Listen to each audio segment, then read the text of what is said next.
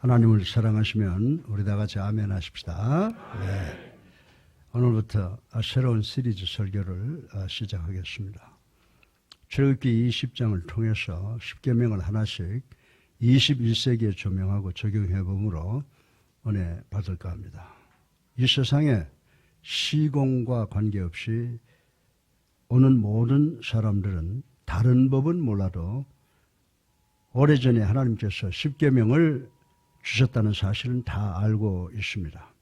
이 십계명은 오래되고 짧은 명령이지만 대단히 자세하고 정확하고 그리고 대단히 광범위합니다. 그래서 다른 계명을 전혀 생각해보지 못할 정도로 완벽한 것이라고 말씀을 드릴 수가 있습니다. 사랑하는 성도 여러분, 그렇다고 해서 십계명은 우리에게 시대착오적인 계명도 죽은 계율도 그리고 불합리한 계율도 아니라고 하는 것입니다. 십계명은 항상 우리보다 앞서가는 계율이요, 우리가 따라잡을 수 없는 위치에 있는 완벽한 계율이라고 하는 것을 우리는 알아야 됩니다. 왜? 하나님이 주셨기 때문입니다. 어느 전문 연구자가 캄캄한 밤에 긴 여행을 떠났습니다. 이 연구자는 피곤해서 잠을 좀 잤으면 좋겠다고 생각을 했는데 운전사가 길을 알지 못합니다. 그래서 연구가는 자기 기사에게 자네는 저 북극성을 향해서 계속 차를 몰게, 그러면 우리는 맞는 방향으로 가게 될 걸세 라고 말하고 잠이 들었습니다. 한참 시간이 흘렀습니다. 운전하는 분이 주인을 깨웁니다. 박사님, 지금 막 북극성을 지났는데 목표가 될 다른 별을 하나 지정해 주셔야 되겠습니다 라고 말을 했습니다. 사랑하는 성도 여러분, 이 예화가 주는 의미는 여러분들이 북극성을 지나칠 수는 있어도 하나님이 주신 십계명은 지나갈 수 없다는 의미를 갖고 있다고 말씀드릴 수가 있습니다. 십계명은 우리의 삶을 위해서 하나님께서 주신 계율이며 우리가 삶을 살아가면서 성취해 가는데 반드시 필요한 법칙들이라고 성경은 가르쳐주고 있습니다. 그러나 이 계명은 말세지 말에 우리가 실천해야 되는 모든 것을 제시해 주시는 하나님의 법인 줄로 믿으시기를 주님의 이름으로 축원합니다. 십계명의 첫 번째 계명은 나 외에는 다른 신을 섬기지 말라는 것입니다.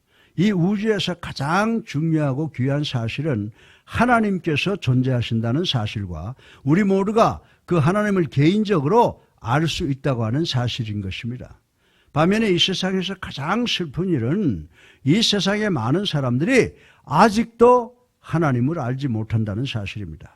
이 사람들이 하나님을 알지 못함으로 이들에게 되는 것이 아무것도 없습니다. 사도행전 17장 28절 상반절에 보면요, 우리가 그를 힘입어 살며 기동하며 존재하느니라 라고 말씀했습니다. 이 말씀의 의미는 우리 성도들이 존재하고 움직이는 것은 바로 하나님의 뜻과 하나님의 섭리 때문이라고 지적을 하고 있는 것입니다. 어떤 아버지가 아들에게 장난감 하나를 사주려고 장난감 가게를 들어갔습니다. 들어가자마자 가게의 점원은 장난감 하나를 추천합니다. 이 장난감은 교육적으로 대단히 좋은 장난감입니다 라고 했다고 하는 것입니다. 그래서 신사는 그래요? 그러면 어떻게 작동을 합니까? 라고 물었습니다. 그때 상점의 점원은 이 장난감은 당신이 아무리 작동을 하려고 노력을 한다고 해도 작동이 되질 않습니다 라고 답변을 했습니다. 그러면서 하는 말이, 이 장난감은 이 세상에 자기 마음대로 되지 않는 것이 있다는 것을 알아야 되는 사람들을 위한 특별히 조작된 장난감입니다 라고 이야기를 했습니다. 사랑하는 성도 여러분, 저는 우리 모두가 하나님을 알지 못하면 아무것도 제대로 되는 것이 없다고 지금 말씀을 드리려고 하는 것입니다. 그래서 저는 오늘 여러분에게 제1계명인 나 외에는 다른 신들을 내게 잊게 말지니라라는 말씀을 통해서 4가지의 중요한 교훈을 여러분에게 드리려고 하고 있는 것입니다. 오늘 설교 본론의 첫째로 하나님께서 본문 말씀을 통하여 declaration, 선언하고 계심을 생각을 해보겠습니다. 우리 다 같이 출애굽기 20장 2절을 읽어보겠습니다. 시작. 나는 너를 애굽 땅 종 되었던 집에서 인도하여 낸 내 하나님 여호와니라. 아멘. 하나님께서 뭐라고 말씀하시고 있습니까? I am your God. 나는 너의 여호와로다. 즉 너의 하나님, 그리고 I am your Lord. 너의 주님이라고 사실을 선포하고 있다고 하는 것입니다. 그러면 우리가 어떻게 하면 이 사실을 효과적으로 깨닫고 또 그리고 세상에 전할 수 있겠습니까? 나는 너의 여호와로다라는 말씀의 본질 자체가 선언이라고 하는 것입니다. 로마서 1장 20절에 보게 되면 창세부터 그의 보이지 아니하는 것들 곧 그의 영원하신 능력과 신성이 그가 만드신 만물에 분명히 보여 알려졌나니 그러므로 그들이 핑계하지 못할지니라. 아멘. 이 말씀의 의미는요, 우리가 눈으로 볼 수 있는 온 우주 만물을 통해서 보이지 않는 하나님을 볼 수 있다는 놀라운 사실을 깨우쳐주는 말씀이라고 할 수가 있는 것입니다. 따라서 우리가 눈으로 볼 수 있는 모든 피조물을 통해서 하나님의 숨결을 느껴야 하고, 눈으로 볼 수 있는 모든 피조물을 통해서 하나님의 창조의 솜씨를 볼 수 있다고 성경은 우리들에게 가르쳐주고 있는 것입니다. 아리스토텔레스는 뭐라고 말하고 있습니까? 이 우주의 아름다운 정확성과 조화는 하나님의 뜻과 하나님의 섭리가 나타나는 것이다 라고 선언을 했습니다. 여러분들은 이 세상의 과학자들이 우주의 법칙을 자주 논하고 있다고 하는 것을 잘 아실 줄로 믿습니다. 그러나 과학자들은 과학이 밝히려고 하는 그 수많은 법칙들은 누구의 법칙이냐를 계속해서 질문하고 있다고 하는 것입니다. 아무리 과학자라고 해도 그 법칙을 창조할 수는 없는 것입니다. 이는 마치 콜럼버스가 존재하고 있는 아메리칸 대륙을 발견한 것이지 창조하지 않은 것과 같은 이치라고 생각을 할 수가 있는 것입니다. 여러분들이 하나님께서 인간을 창조하셨다고 믿으면 세포의 경우를 한번 생각해 보세요. 제가 운동생리학을 전공한 관계로 세포에 대해서 조금 알고 있습니다. 세포가 우리 몸에서 가장 작고 섬세한 조직이지만 사실 그 내용은 서울 시내보다 더 복잡하게 만들어졌다는 사실을 우리는 알아야 된다고 하는 것입니다. 그러나 우리는 우리의 신묘막측하게 만들어진 우리의 이 육체가 아무것도 아니라고 하는 것을 잘 압니다. 우리가 죽어서 화장을 하면 한 줌의 재가 되어 땅에 뿌려지고 모든 것이 다 흙으로 돌아가고 뼈와 해골만 남게 된다는 사실을 우리는 잘 알고 있는 것입니다. 따라서 이 현상은 우리는 아무것도 아닌 보잘것없는 존재라고 하는 것을 웅변으로 가르쳐주고 있는 것입니다. 그런데 그 적은 우리 존재가 엄청나게 큰 어마어마한 공간 안에 존재한다는 것입니다. 여러분들 이 우주가 얼마나 광대한지 아시죠? 예. 여러분들은 빛의 속도를 아실 것입니다. 빛은 초당 29만 9,792km를 갈 수 있을 정도로 빠르다고 하는 것입니다. 이 속도는 눈 깜짝할 사이에 순간에 달을 지나가는 것입니다. 그럼에도 불구하고 달을 지나서 다른 위성에 도착하려면 적어도 4년 정도가 걸린다고 합니다. 더 나아가서 여러분이 초당 29만 9,792km의 속도로 날아서 우주의 이 끝에서 저 끝으로 가는 데만 수만 년이 걸린다면 이 우주가 얼마나 큰가를 상상할 수가 있을 것입니다. 그러면 여러분은 이런 복잡하고 광대한 우주가 우연히 생겨났다고 생각을 하십니까? 스스로 형성되고 스스로 명령하고 스스로 작용한다고 생각을 하십니까? 저는 항상 이 기기를 몸에 지니고 있는데 이게 바로 여러분이 잘 아시는 시계라고 하는 것입니다. 가끔 이 시계를 봅니다. 그리고 이 시계를 만든 기술자가 있을 것이다 라고 생각을 하게 됩니다. 더 나아가서 이 우주의 정확함과 섬세함과 자세함은 어떻습니까? 저는 오래전에 충영교회 담임 목사가 나와 웨스트민스터 신학교 동창이라서 2번씩이나 방문도 하고 이야기도 할 수 있는 기회를 가졌었습니다. 교회당은 최고로 크진 않지만은 참으로 아름답고 웅장했습니다. 저는 그 교회 안팎을 보고 이 교회를 설계한 설계자가 누군가를 궁금해했던 적이 있습니다. 사랑하는 성도 여러분, 그렇다면 우리의 몸은 어떻습니까? 우리의 몸은 두려움과 세심함과 정확함과 감동적으로 만들어진 신묘막측한 존재라고 하는 것 부인할 사람이 아무도 없다고 하는 것입니다. 그러나 진화론자는 우리의 육체는 우연히 아메바로부터 시작되었다라고 주장을 하고 있습니다. 이들의 논리는 시간을 충분히 주면 그 시간 속에서 어떤 사건이라도 만들어질 수가 있다고 가리키는 것입니다. 여러분들이 원숭이를 여러분의 서재 컴퓨터 앞에 앉혀놓고 충분한 시간을 주면 그 원숭이가 에디슨이 될 수 있다라고 하는 것입니다. 이것이 바로 진화론의 이론이라고 하는 것입니다. 그래서 얘들은 하나님의 말씀은 창고 안에 넣어두고 원숭이를 컴퓨터 앞에 앉혀놓고 원숭이를 더 관심 있게 관찰하고 있다고 하는 것입니다. 충분히 시간을 주면 이 개구리가 아름다운 미녀가 된다는 것입니다.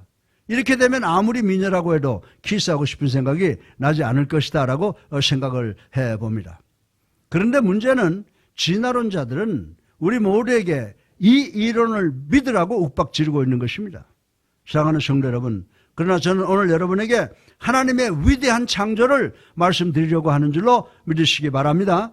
나는 너의 하나님 여호와로다 라고 선언하시면서 우리에게 예배를 요구하시고 계신다는 것입니다. 그것도 신령과 진정으로 드리는 예배를 말입니다. 여러분들이 역사적으로 되돌아가 볼 수 있을 때까지 되돌아가시면 이 세상의 모든 인간은 창조주께 예배드리기를 원하는 마음이 있다는 것을 발견하게 될 것입니다.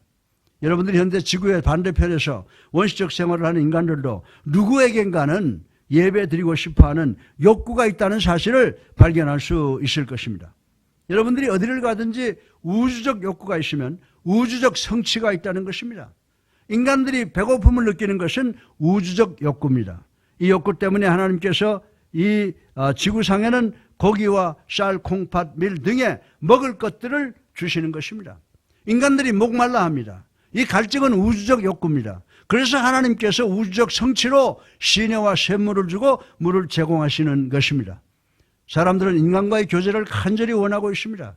그래서 하나님께서 우리에게 부모님과 배우자를 그리고 친구를 주신 것이라고 말씀을 드릴 수가 있는 것입니다. 그래서 저는 이 지구상에는 우주적 욕구가 있으면 반드시 우주적 성취가 있다는 것을 믿습니다.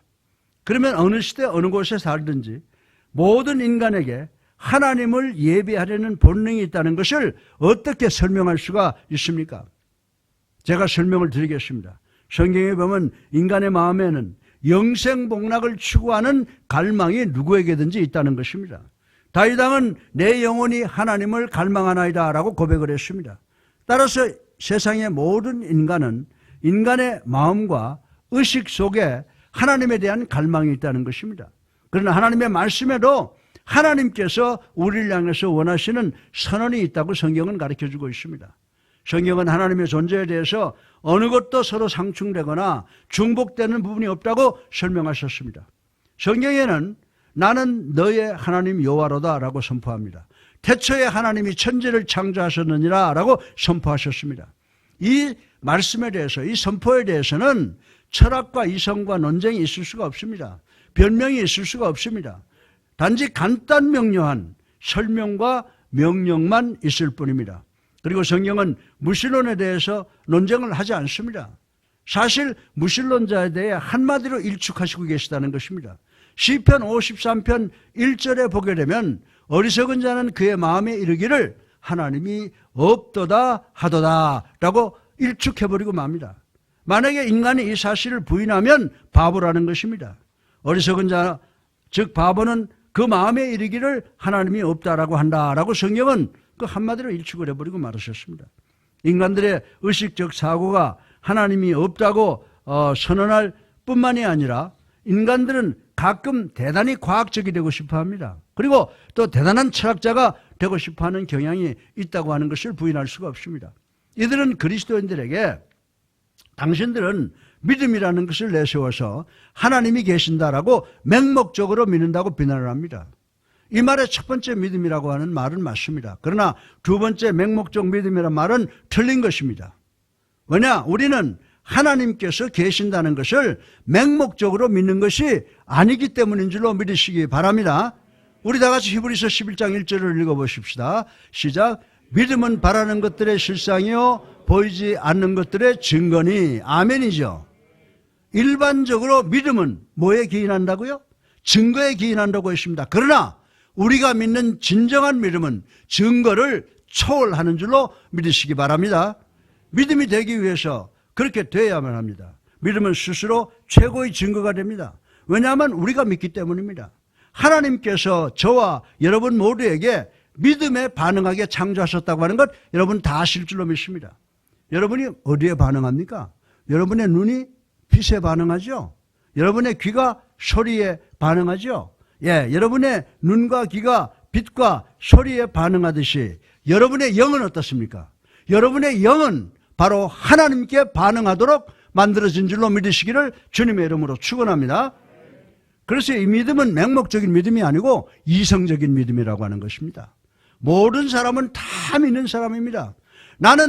여러분은 하나님의 존재를 믿는 것을 선택을 했고, 무신론자는 하나님께서 존재하지 않는다는 믿음을 선택한 것 뿐이라고 하는 것입니다. 그러면 왜 그렇습니까? 그것은 증거의 부족이기 때문에 그렇습니까? 아닙니다. 무신론자들의 문제는 절대로 지적 문제가 아니라고 하는 것입니다. 시편 53편 1절 상반절에 보면요, 어리석은 자는 그 마음에 이르기를 하나님이 없다 하도다 라고 했습니다. 이 말씀에 그 어리석은 자라고 하는 말, 히브리 원어를 보게 되면 네이버라고 하는 단어인데, 이 네이버라는 단어는 지적 부족을 의미하는 것이 아니고 윤리 도덕적 부족을 의미하고 있습니다.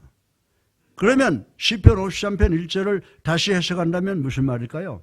부정한 자는 마음에 이르기를 하나님이 없도다 하는도다, 이렇게 해석할 수 있죠. 따라서 이 무신론자들의 문제는 머리가 아니라 마음이라고 성경은 우리들에게 가르쳐주고 있다라고 하는 것입니다. 우리가 롯데 123층의 건산 레스토랑에 가서 맛있는 저녁을 먹습니다. 그리고 식사가 끝날 쯤 돼서 웨이터가 와서 후식을 하시겠습니까? 라고 물으면 제가 아이고 아니에요 라고 답변을 했다고 가정을 해보십시다. 그러면 그 호텔에 후식이 아주 없다는 의미입니까? 아닙니다. 후식은 있지만 나는 이 시간에 그 후식을 원치 않는다는 것입니다. 무신론자들이 하나님이 계시지 않는다고 주장하는 것은 자기들은 하나님을 원하지 않는다는 것입니다.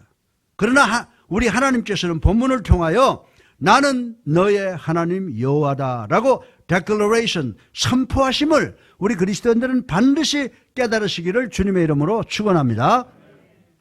둘째로 본문을 통하여 하나님께서 분명한 discernment, 이 인식, 식별, 즉 차별을 요구하고 있음을 생각해 보겠습니다. 우리 다 같이 3절을 읽어보겠습니다.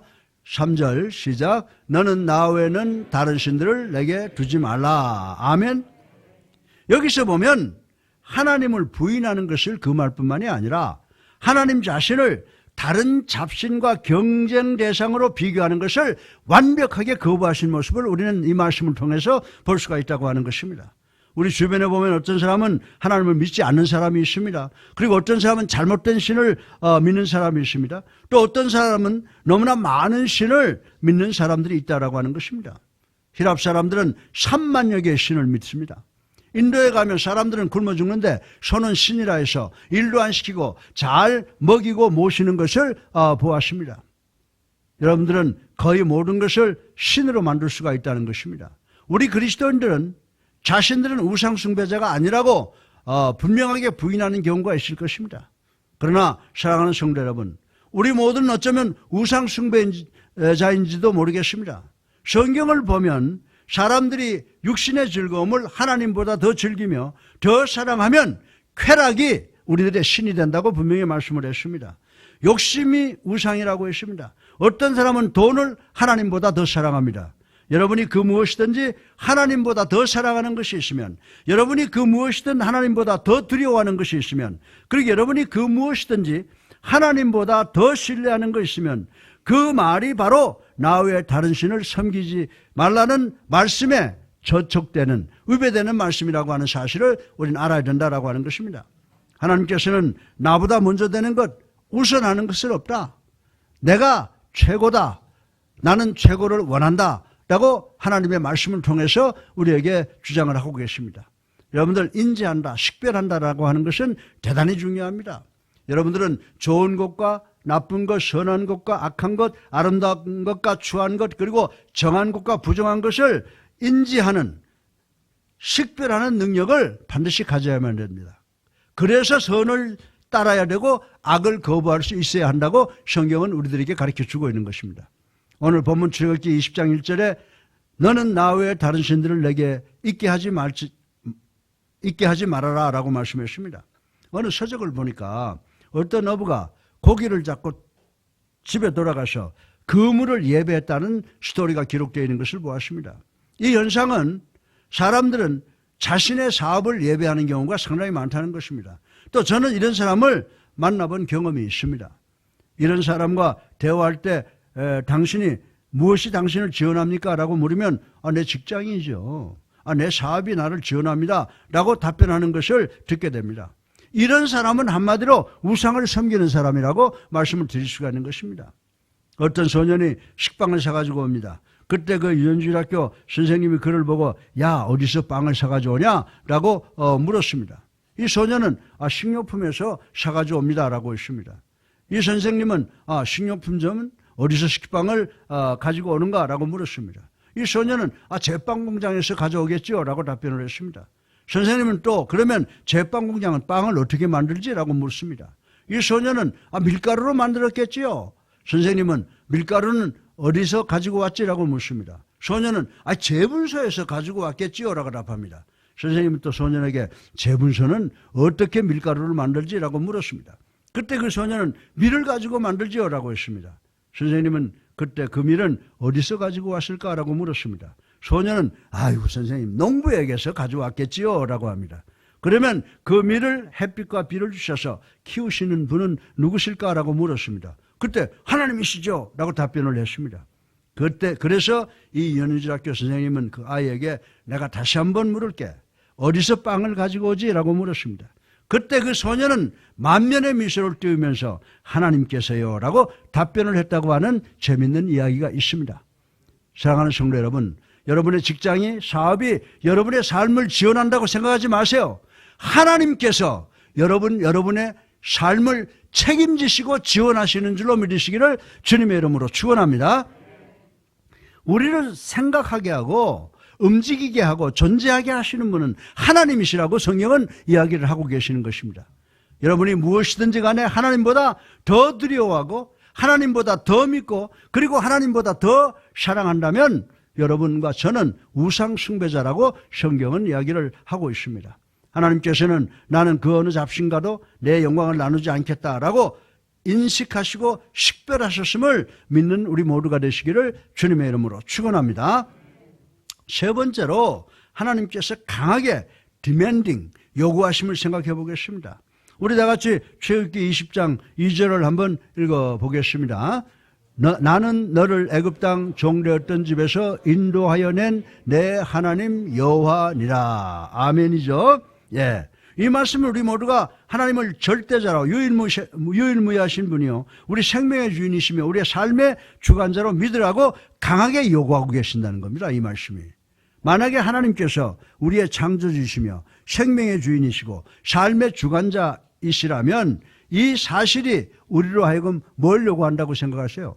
하나님께 충성, 봉사, 그리고 희생하고 또한 순종할 것을 강하게 요구할 것이라고 생각할 수가 있는 것입니다. 사랑하는 성도 여러분, 여러분은 하나님을 사랑하십니까? 그러면 하나님께 순종하시기를 주님의 이름으로 축원합니다. 하나님은 여러분의 생명의 주인이십니까? 네. 저는 최고로 멍청한 바보는 최고의 진실을 부인하는 사람이라고 생각을 합니다. 어쩌면 이들보다 더 큰 바보가 있는지 모르겠습니다. 이 큰 바보는 하나님의 존재를 인정하고 믿기는 하나 믿는 자로서의 순종의 삶을 살지 않는 사람이 이 세상에서 가장 큰 바보라고 하는 것을 깨달아야 된다라고 하는 것입니다. 로마서 1장 21절을 보게 되면요. 하나님을 알되 하나님을 영화롭게도 아니하며 감사하지도 아니하고 오히려 그 생각이 허망해지며 미련한 마음이 어두워졌나니라고 말씀했습니다. 사랑하는 성도 여러분, 오늘 이 말씀은 여러분이 네, 하나님께서 계신 줄로 저는 믿습니다 라고 고백하는 것만 가지고는 충분하지 않다는 것을 가르쳐주고 있는 줄로 믿으시기 바랍니다. 만약에 여러분이 하나님께서 존재하신다고 믿으면 여러분이 하나님께 충성하고 헌신하고 봉사할 것을 요구하는 말씀이라고 하는 것을 우리는 깨달아야 된다라고 하는 것입니다. 오늘날 한국교회의 문제가 무엇인지 여러분들 아십니까? 과거에 한국교회가 병든 자를 고치고 귀신 들린 자를 내쫓고 죽은 자도 살리시고 그리고 각종 기도의 제목을 응답받아내는 교회였다고 하는 것을 우리는 잘 알고 있습니다. 그런데 현재 한국교회는 저 하늘을 바라보면서 뒤를 바라보면서 하나님은 살아 계시긴 한데 라고 하면서 떠나버린 하나님의 능력과 권능을 그리워하는 상태에 놓여 있다고 말씀을 드려도 과언이 아니라고 저는 생각을 합니다. 왜 그런지 아십니까? 우리들은 하나님이 계신다고 믿으면서도 하나님의 권위를 인정하지 아니하고 하나님께 복종할 것을 거부하고 있기 때문이라고 말씀을 드리는 것입니다. 우리 방식대로 하나님을 믿으면 정죄를 향해서 달려가고 있을 수밖에 없다라고 하는 것입니다. 오늘날 우리 주변에 일어나고 있는 현상을 우리들은 잘 아실 것입니다. 청소년들의 폭행으로 아이들이 학교를 가지 못합니다. 사춘기의 소녀들이 화장실에서 아기를 출산해서 선반 위에 놓아둠으로 죽게 합니다. 자식이 부모를, 부모가 자식을, 그리고 배우자가 배우자를 마음에 들지 않는다고 살인을 합니다. 서로가 서로에게 사기치며 자기의 유익을 위해서 수단과 방법을 가리지 않는 가정과 국가 사회가 되어가고 있다라고 하는 것입니다. 그런데 문제는요, 범죄 연령이 점점 낮아진다는 것입니다. 국민과 국가의 가치의식이 땅에 떨어져 있습니다. 이 원인이 어디에 있습니까? 이 원인은 우리의 도덕 윤리적 기준이, 교육의 효과가 점점 희미해져 가기 때문이라고 말씀을 드릴 수가 있습니다. 그리고 우리들의 마음속에 하나님이 계신다고 믿지만 하나님의 권위를 인정하지 않고 하나님께 순종하지 않기 때문이라고 말씀을 드릴 수가 있는 것입니다. 이 현상이 계속된다면 우리나라는 정글이 되며 우리 모두는 정글 속에 잡초가 될 것이라고 예상하지 아니할 수가 없습니다. 따라서 우리 모두는 하나님을 믿으면 하나님의 기준에 맞는 삶을 살아야 된다는, 성경이 요구하는 대로 살아야 될 것입니다. 하나님께 회개하고 순종하는 삶을 살아야 되는 줄로 믿으시기를 주님의 이름으로 축원합니다. 이렇게 될 때 비로소 우리 개인과 나라의 구원이 가능하다라고 하는 것입니다. 나는 너의 하나님 여호와로다. 이 말씀은 엄청난 요구가 내포되어 있다는 사실을 깨달아야 됩니다. 우리가 마지막 날에 살아남기를 원한다면 하나님의 디맨딩, 요구에 절대 복종을 해야 됨을 명심하시기를 주님의 이름으로 축원합니다. 네 번째로 마지막으로 이 말씀 속에 디스커버리, 발견해야 될 것이 있음을 생각해 보겠습니다. 우리 다 같이 2절 하반절만 한번 읽어보겠습니다. 시작. 내 하나님 여호와니라. 아멘. 이 말씀을 우리 모두가 하나님 살아계시구나 라고 인정만 해서는 안 된다는 것입니다. 우리 모두가 살아계신 창조주이신 하나님, 나의 아버지이심을 발견하고 개인적으로 아들과 아버지로 아는 관계가 설정이 돼야 된다는 것을 말씀해 주고 있는 줄로 믿으시기 바랍니다. 그리고 단지 하나님이 아니시라. 하나님. 그 하나님이 아니시라. 여러분, 그리고 나의 하나님이 되셔야 된다고 성경은 누누이 우리에게 가르쳐 주고 있다라고 하는 것입니다. 믿으시면 아멘 하세요. 어떤 부인이 유모차에 아기를 태우고 동네 바깥으로 나들이를 나왔습니다. 주변에 부인들이 모여들어서 아이고 이 아기 상당히 건강하네요. 아이고 이 아기 잘생겼네요. 아이고 이 아기 아주 똘똘하네요 라고 합니다. 그러나 유모차를 끌던 여인이 이 아기는 제 아기입니다 라고 합니다. 그러면 건강하네요, 잘생겼네요, 똘똘하네요 라고 하는 말을 하는 부인들과 이 아기는 내 아기요 라고 하는 그 부인과의 생각은 천지 차이라고 하는 사실을 우리는 알아야 된다라고 하는 것입니다. 따라서 단지 여호와는 목자시니라고 하는 말과 여호와는 나의 목자시니라고 하는 말과는 천지 차이라고 하는 사실을 우리 성도들은 깨달아야 되는 줄로 믿으시기를 주님의 이름으로 축원합니다. 하나님은 나의 하나님이시고 나는 그분의 소유라고 하는 확신이 없으면 여호와는 나의 목자시니 내게 부족함이 없으리로다라고 하는 이 진실한 고백이 나올 수가 없다고 성경은 우리들에게 가르쳐주고 있는 것입니다. 여러분들은 여호와 하나님이 여러분의 개인적 하나님임을 발견하셨습니까? 여러분은 그분의 소유라는 것을 아십니까?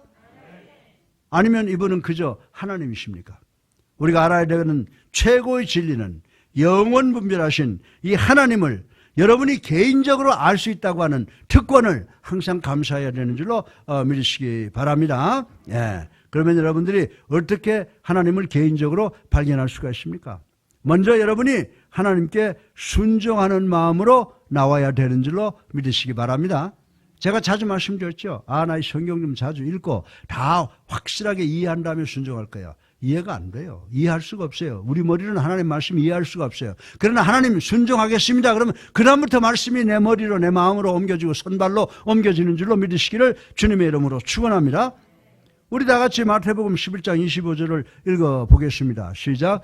그때 예수께서 대답하여 이르시되 천지의 주제이신 아버지여 이것을 지혜롭고 실기 있는 자들에게는 숨기시고 어린 아이들에게는 나타내심을 감사하나이다. 아멘. 이 말씀의 의미는요, 우리 인간들의 머리가 좋다고 하나님 앞에 고개를 꼿꼿이 세운 채로 오면 하나님을 볼 수 있는 우리의 영안이 닫혀버린다는 그런 의미를 가지고 있습니다. 여러분이 하나님을 어떻게 발견하십니까? 여러분의 실험실 안에서 하나님을 발견하는 것이 아닌 줄로 믿으시기 바랍니다. 여러분들의 지적 교만을 쓰레기통에 버리는 것입니다. 여러분의 자만과 여러분의 철학을 포기하는 것입니다. 여러분의 측정 평가 방법을 버리는 것입니다. 그리고 어린아이가 부모에게 달려오듯 하나님께 순전하게 오면 하나님께서 그런 사람들에게 나타나 보여주신다는 말씀인 줄로 믿으시기를 주님의 이름으로 축원합니다. 그러면 왜 하나님께서 하필 어린아이를 지적하셨습니까? 어린아이는 겸손하고 가르칠 수 있는 존재이기 때문인 줄로 믿으시기 바랍니다. 우리 아이들 말 안 듣고 짜증 부리다가 어머니가 안고 가르쳐주면 그래? 그리고 금방 받아들이잖아요. 예, 여러분들 정말 우리가 이 어린아이 같이 겸손해져야 하나님의 말씀을 이해하고 배우고 믿음으로 옮겨지게 할 수 있는 줄로 믿으시기 바랍니다. 여러분이 어린아이와 같아지면 하나님께서 여러분을 가르쳐 주신다는 말씀이 의미가 이 말씀 속에 포함되어 있다라고 하는 것입니다. 그러나 제가 여러분에게 하나님을 증명할 수가 있습니다. 그리고 여러분이 저에게 하나님이 어디 계시냐고 부정할 수도 있습니다. 그러나 하나님께 스스로 여러분에게 나타나신다고 저는 분명히 말씀드립니다. 하나님께서 이런 하나님의 존재를 지혜 있는 사람들이, 여러분들 믿어서 예수님을 소유한 지혜 있는 사람들이 입증시키기 위해서 여러분들의 마음속에 믿음으로 숨겨놓고 있다는 사실을 분명하게 기억하시기를 주님의 이름으로 축원합니다. 그래서 우리에게 나타나시는 것입니다.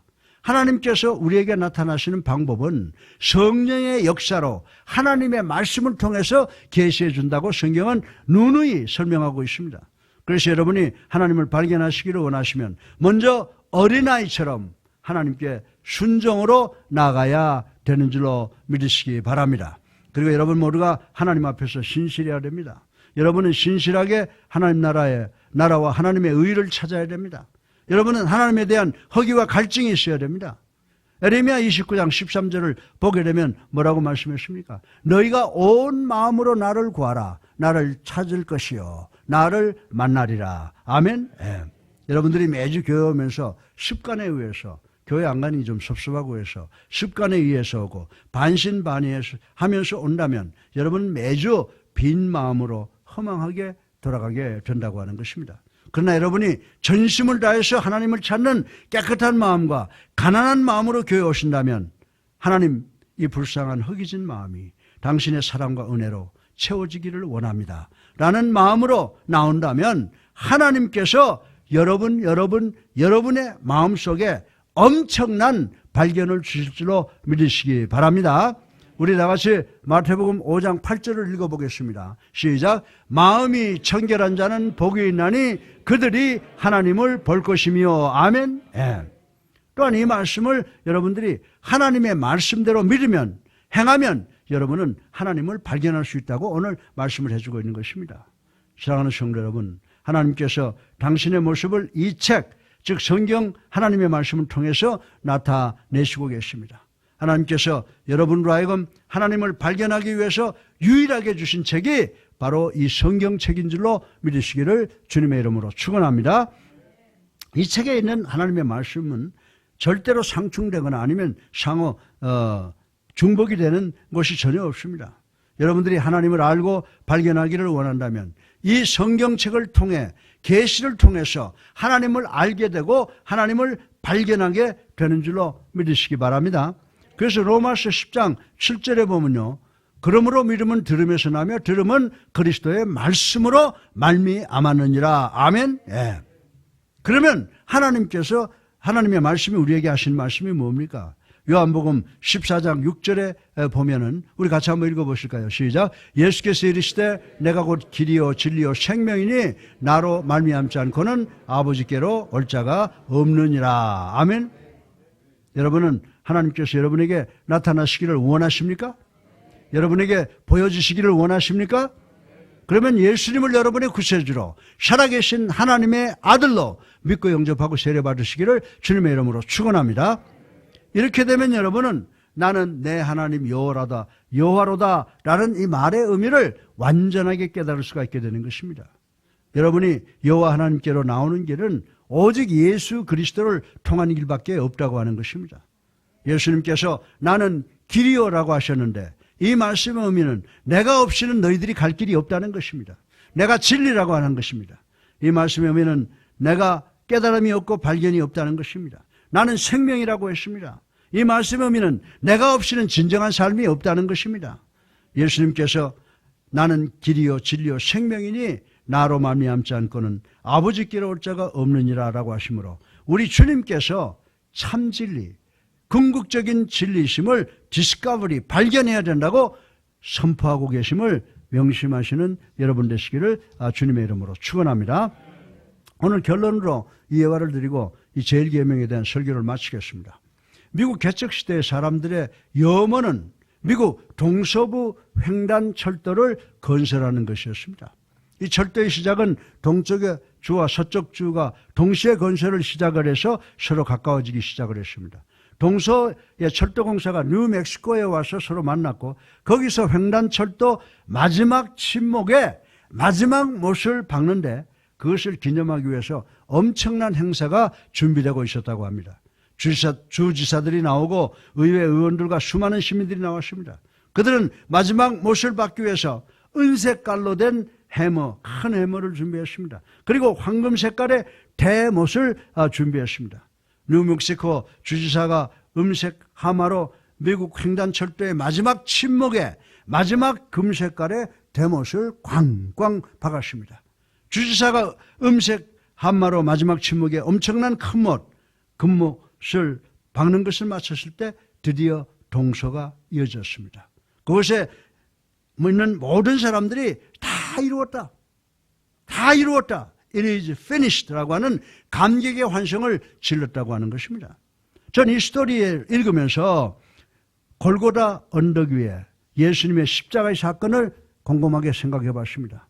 골고다 언덕에 은색깔의 한마와 금색깔의 대못은 없었습니다. 그곳에는 단지 녹슬고 더러운 무쇠 한마와 녹슨 대못만 있었습니다. 그리고 그 무쇠 한마로 녹슨 대못을 예수 그리스도의 맨손과 발에다 박았습니다.